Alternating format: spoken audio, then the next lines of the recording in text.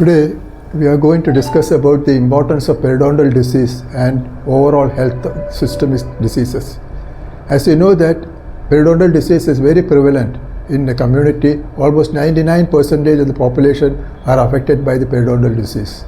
But still we are not aware, public is not aware of the disease process by which this periodontal disease can influence a systemic disease. When you talk about the oral diseases, it is mainly multifactorial disease. That means that it is not only one factor, it is a multiple factor responsible for the periodontal disease. Of this, you know that microorganisms in the oral cavity are more responsible for the initiating the periodontal disease.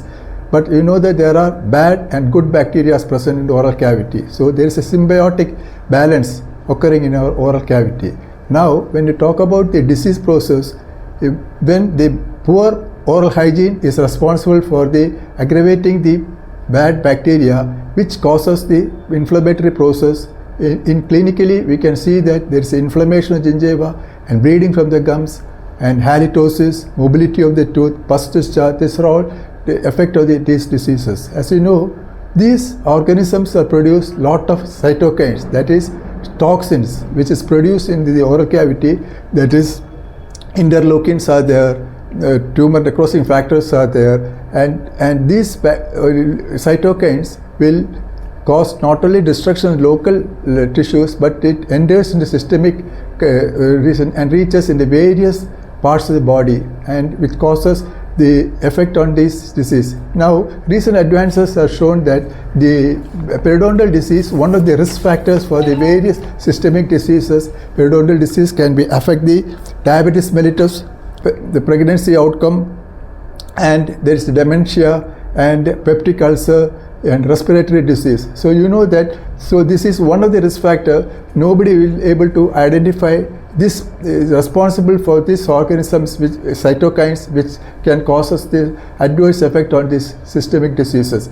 And student or a clinician should know that this could be a very serious matter, which could be able to control by the oral surgeons only and dental surgeons only.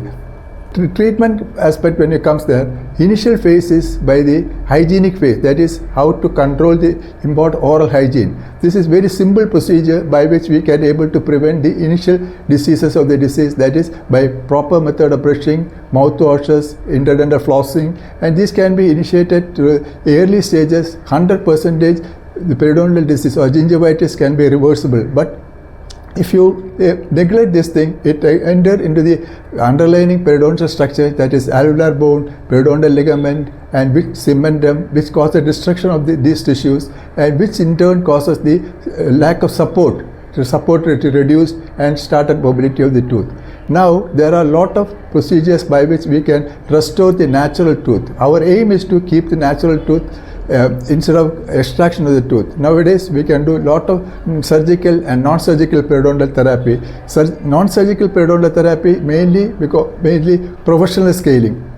But if you want to do a surgical procedures, there are a lot of flap surgical procedures, and here earlier we used to do only flap surgical procedure, but recent advances say that regeneration of the tissues can be possible when you give bone substitute grafts. Along with the flap surgery, you can do bone substitute grafts, membranes can be used, which can be regenerate the periodontium and attain a natural process of the regeneration of the tissues. But now the latest concept is that growth factors are responsible, how the growth factors can influence this thing. Now a lot of research has been done now, the growth factors, especially from the PRP, that is platelet-rich plasma, platelet-rich fibrin. These are the incorporated when you do along with the surgery. Almost 60 to 70% of the lost tissues can be regenerated. This is a new concept of the treatment plan. So ultimately our aim is to keep the natural tooth. How you can prevent the extraction of the tooth. Now, patient doesn't want to extraction, they want to retain the tooth. So the maximum effort has to be taken by the younger generation, younger dentists, to see that how the periodontal tissues can be restored. One thing you should be able to know that periodontal disease is an infectious disease. What do you mean by infectious disease? This is caused by the microorganisms. like any other body infection is there, all the infection processes will be caused by this periodontium, and this is a reservoir, actually the reservoir of the organisms and toxins which can be, that is one of the area which has to be concentrated. Then 90% of the periodontal disease can be preventable if proper measures of you can take at least 6 months to be taken. And one thing you have to know, that this is like a cancer, periodontal disease is like a cancer. Why I said cancer is early symptoms, patient doesn't have any pain or discomfort, patient neglect that thing. At the later stage only, patient will be aware that there is mobility of the tooth and pus discharge, then they come for the treatment. And the most important thing that this is infectious disease, it can cause the systemic effect is very, very important, and this relation between oral hygiene, oral health and the systemic health has to be taken into prime importance, and this message has to be given to the public so that they will be come to our site and get a proper treatment. Thank you.